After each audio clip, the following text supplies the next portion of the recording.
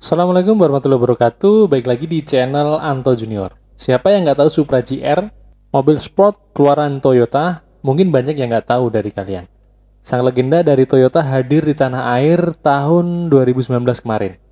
Ini sesuatu yang menyenangkan buat para penggemar Toyota Supra tentunya, karena sudah menunggu beberapa tahun untuk hadir di tanah air ini.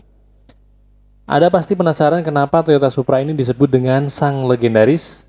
Tentunya karena histori perjalanan yang membuat Supra GR ini disebut sang legenda.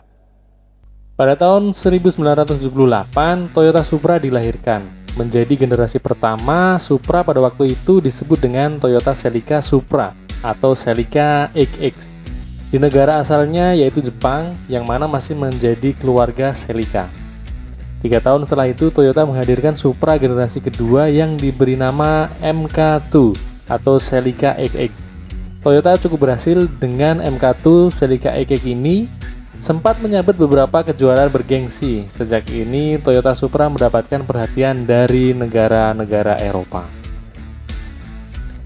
Tak berhenti di situ, pada tahun 1985 Toyota Supra keluar dari keluarga Celica, di mana Celica menggunakan penggerak roda depan atau front wheel drive, dan Toyota menerapkan rear wheel drive pada Supra ini.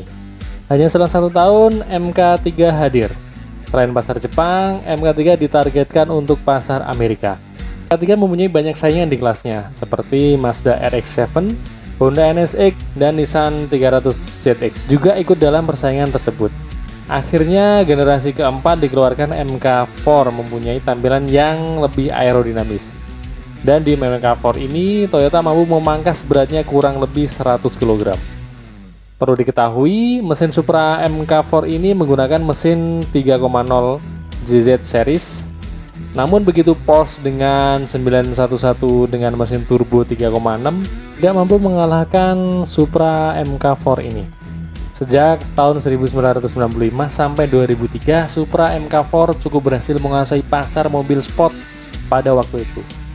Namun pada tahun 2002, Toyota berhenti memproduksi mobil ini karena terkait target emisi gas buang yang ditentukan oleh banyak negara di Eropa.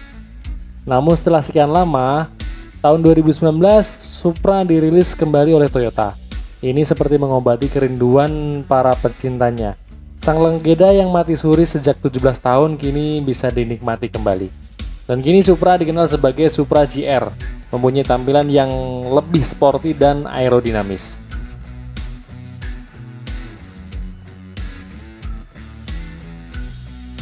Pada bagian lampu depan, mobil ini memakai LED dengan 6 lens auto leveling.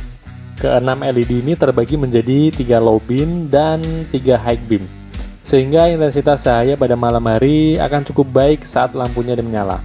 Di bagian bawah, lampu terdapat DRL berwarna putih. Lalu pada bagian bumper terdapat lubang-lubang yang berguna untuk mendistribusikan angin. Di bagian bawah lampu juga terdapat lubang yang diklaim mampu memberikan pasokan angin untuk pendinginan untuk kaliper. Lubang seperti ini juga terdapat pada bagian samping mobil tepat di bawah handle pintu.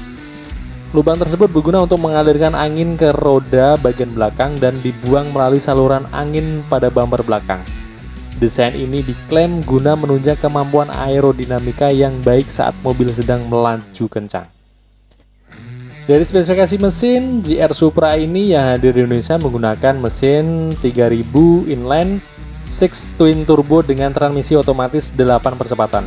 Mesin ini menghasilkan tenaga 340 tenaga kuda dan torsi 500 Nm. Mobil sport ini memiliki dimensi panjang 4,38 meter, lebar 1,85 meter, dan tinggi 1,295 meter. Jarak wheelbase 2,470 meter, lebih pendek 100 mm dari model Toyota 86. Toyota mengincar distribusi bobot 50-50 untuk pengendalian yang sempurna di berbagai lintasan. Mesin yang diletakkan di depan dengan penggerak roda belakang menargetkan fokus berkendara maksimal. Pada bagian kaki-kaki, GR Supra menggunakan double joint spring strut di depan dan multilink di belakang yang berkarakter kaku untuk pengendalian sport.